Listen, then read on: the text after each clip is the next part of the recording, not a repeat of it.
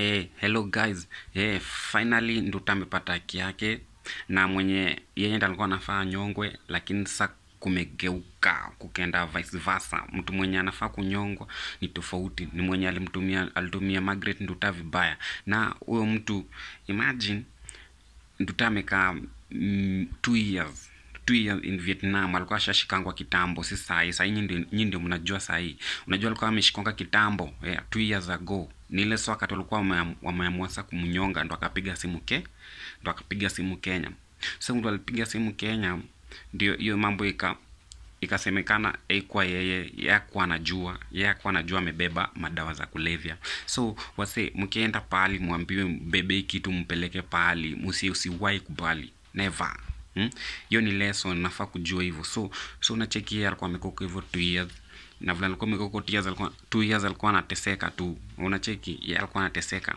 Na mwenye alikuwa amempatia hizo madawa kulevya hata hakuwa anamsaidia, hata hakuwa anamshughulikia. Unacheki, so unaona sasa hata ukijaribu kumwangalia vizuri Margaret Nduta, unaocheki afya yake ni kama imezorota kabisa, unaget.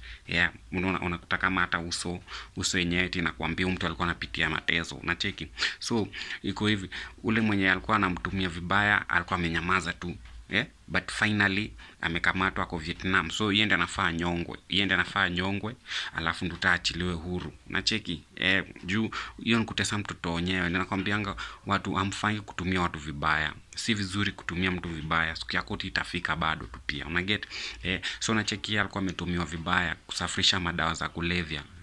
Yeye hata hakuwa anajua nini. Unacheki? Mimi nasema tu hivi, wale watu walitumia Margaret Nduta vibaya hivyo si wazuri hata kidogo. Imagine ametesekea miaka yote huko hivyo, na nyinyi mko huko hivi tu mnakula tu raha, mnaendelea na maisha yenu kabisa. Najua hata mlimsahau na ni mama wa watoto. Unacheki? So kama angekufa, angenyongwa, watoto wake wangebaki na nani? Surely. So unacheki hapa akaona watoto. Ni mama wa watoto, mama analea. Alafu nyinyi mnamwekea madawa hivyo na mnanyamaza tu hivyo. Hiyo si poa, hiyo si fiti. So mimi naweza omba tu haki ya Nduta tu itendeke manzi.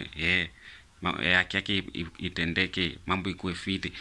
Sasa unacheki, lakini pia Vietnamese pia si wabaya, juu walipiga simu confirm ndo wamnyonge. Unacheki, sio kuconfirm ndo akaconfirm. Sasa hadi pia sio yeye alikuwa amebeba, yeye alikuwa ametumiwa. Yeye ni innocent. Unacheki, yeye ni innocent. So mtu mwenye alipatikana no mwenye alimtumia vibaya, huyo ndiye anafaa nyongwe yeye, alafu Nduta yarudi yeye nyongwe na watu wake wenye walimtumia vibaya. Juu hiyo dili hata mimi najua haikuwa mtu mmoja, yeye madawa ya kulevya ya kutuma Nduta huko hivyo apeleke hizo madawa za kulevya kilo 2, na nasikia kilo 2 ni 25 million. Kilo 2 ya dawa za kulevya ni 25 million. Imagine. Na huko hivyo Vietnam, si mmesikia sheria za huko hivyo vile zinakaa? Ubakaji hiyo unawawa, ufisadi hiyo unawawa.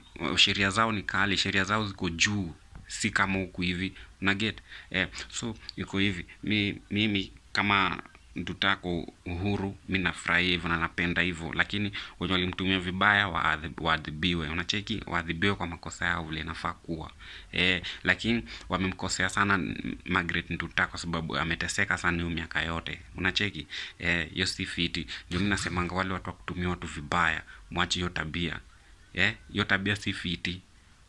Sasa ule mtu mwenye alitumia Nduta vibaya, siku yake si imefika pia yeye. Sasa ni yeye anafaa nyongwe.